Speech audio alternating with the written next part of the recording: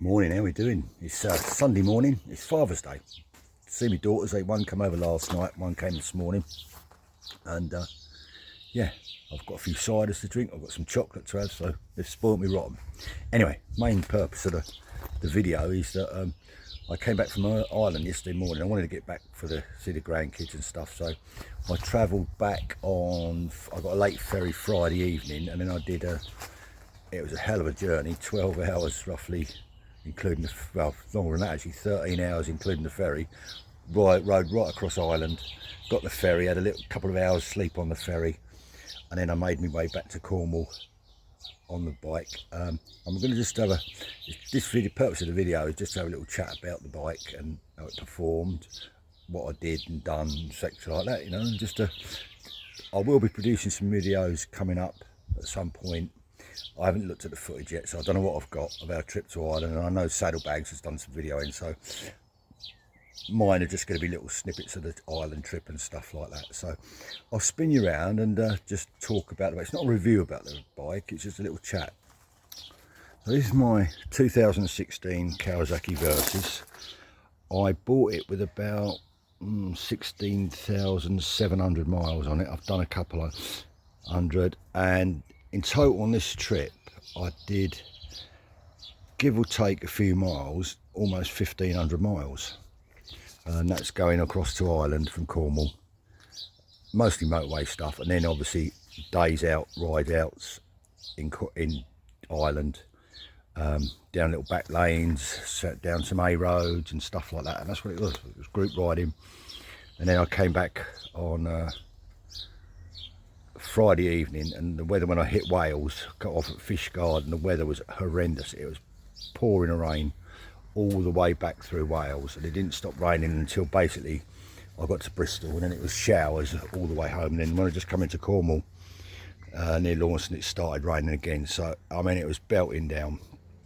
Now then, the bike, it's absolutely been brilliant, and I think it takes a little while to get used to a bike. I wasn't quite sure, because it's got the parallel twin engine. I'm no expert on the engines and the design, but I think it's the same engine they use in the ER6 and also one of the sport bikes as well. I think it's the same engine. It's the 650 cc engine, and this is quite like I wouldn't call it, it's an adventure bike, yeah, but it's quite a peppy bike. It's quite a sporty type bike. I mean, it goes really well. It's a very quick bike actually off the mark.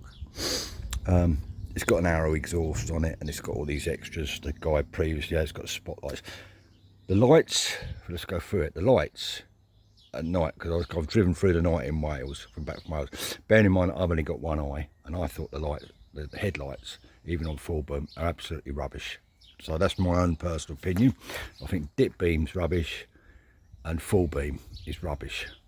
But the Saviour, it's got two spotlights finished on it, 2 LED spotlights, which came on the bike, and they are brilliant and lights up the whole road. So I mean, yeah, if it weren't for the spotlights, I think I'd have, with one eye and the heavy rain, I think I'd have probably had to park up and stop and, you know, wait till the rain to abate, to be honest with you, because it was the chain's going to need a little bit of adjustment, and I don't think it'll be too long before I have to get a new chain. But it's because I did adjust it before I went, and I noticed it's a little bit loose. But a lot of the, you know, you're going up hill mountains and through valleys and stuff like that, so you are on and off the clutch and changing a lot of gears. I find the bike brilliant. Low speed, it's a little bit, I was talking to the other guys, and they all find, one of them's got a CB500X, and another one's got a V-Strom, another one had a Triumph Scrambler, which was brilliant, little bike actually. I like that, and that performed brilliantly. And one of the guys on the RT, at low speed, it doesn't seem as smooth, which is really odd, than the Pan European 1100cc big old bus, and it used to just be so smooth, even at low speed, where this is a little bit more, I feel like I'm never quite sure of what gear to be in at low speeds, and you know, what gear, but once I worked out that I've got to sort of keep it over, I think 3,000 RPM to 3,500. I think the sweet spot for it is about 3,500 to 5,000 RPM. It just seems right. It's got an arrow exhaust on it, which is quite noisy, and that sort of, you suddenly think, well, you are revving it quite high. But then when I look at the RPM, it's quite low, so it's not. The luggage, I had luggage on it, I had just panniers which I took off. The side boxes, yeah, they're all right. You can get stuff in it. It's okay for one person, but if there's two of you, unless you're going to go very, very minimalistic on clothing and stuff, I think you'd struggle. And I just had a big bag on the back because I took a little bit of extra stuff with me, so I had like a waterproof bag that I just strapped down on the back, because I don't think you can get a lot in. I put some tools in one pannier and stuff like that, and then the other one was just food and bits and bobs. The top boxes obviously can get a rake of stuff in there, loads of stuff, but you obviously can't put too much weight on it. That's my neighbour coming back on his KTM, I think he's been out on, or he might be out, he's got fire blades as well, but no. Yeah. So anyway, the Kawasaki, yeah, brilliant.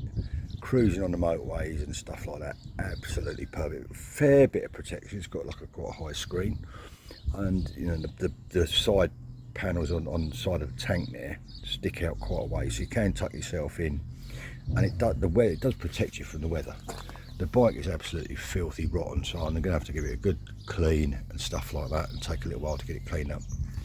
But I wasn't quite sure about the bike, if I'd done the right thing buying it, and but I think I have. So I'm really pleased with it, because I was looking at either the Versy or the V-Strom. I wanted a 650, I didn't want the 1000cc. No need for it down in Cornwall, and to be honest, I can keep up with everything on this pretty much.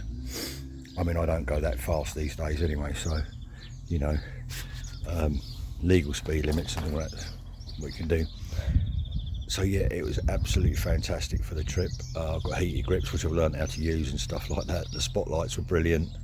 It's a bit of a laugh. Some of the guys, I used to worry about draining the battery, but how it works, it doesn't drain the battery. That's just me being stupid. I was just worried about using heated grips. I've got them on the Himalayan. I've been to do 2 dragon rallies in the freezing cold. I never used the heated grips, but there you go. But it was handy because my gloves were getting wet, and on the way back, and I had the heated grips on this Friday night just to warm my hands through a little bit. Starts on the button first time. I haven't started it since I come back, but I will do in a little while, just see if it's all right. Run it up. It didn't use a drop of oil. I changed the oil and filters and went through everything, give it a bit of a service before I left. Talking to some of the guys, that front tyre, and I'm just looking at the dot number. I think it's a 2023, so, or 2021, sorry, 2022. So I know, I'm not quite sure, but I'm going to check on the front tyre. I did notice that this front tyre, it seems a little bit, the bike moves about a bit, especially if the road surface is uneven. So if anybody's got any experience of that with tyres and stuff like that, especially if you like tracks into where there's changing tarmac and stuff like that. I know all bikes do it, but the front was moving about a little bit. I felt probably a little bit more than what I like, and felt comfortable with at times. But in the wet, they're brilliant. It's got Michelin Road Pilots, I think they are, something like that, on back and front. I know he's had new buns on the back, and we've got loads of tread, but I'm just not sure if he's changed the front tyre, previous owner, very often, because it had about 3 years of ownership where it didn't hardly do any miles. It just sat in someone's garage and they just had it for a few trips, but they didn't really use it in the end. So it's had about 3 years of standing in the garage. It's not squared off, and I think, and it's not got no flat spots, and there's no bulges or anything in it. So, and they both, yeah, like I say, it just performed brilliantly all the way. I love it, and it'll be ideal for longer trips down in Cornwall, camping trips. But I've got the Himalayan as well, which is another brilliant bike. Both of them for me are absolutely superb motorcycles, and I've got a little Betty in there as well. But anyway, it's just a little update. There will be some videos, and I'll put some links into saddlebag stuff when he brings out the island trip, because he done quite a bit of filming. I think some of this is going to be really good. The scenery was absolutely stunning. But anyway, we'll have a look at that later on.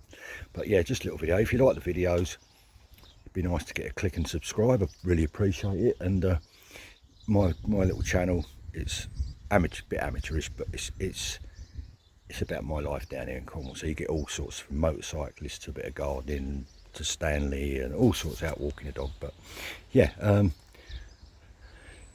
right, that's it. I'm going to finish my coffee and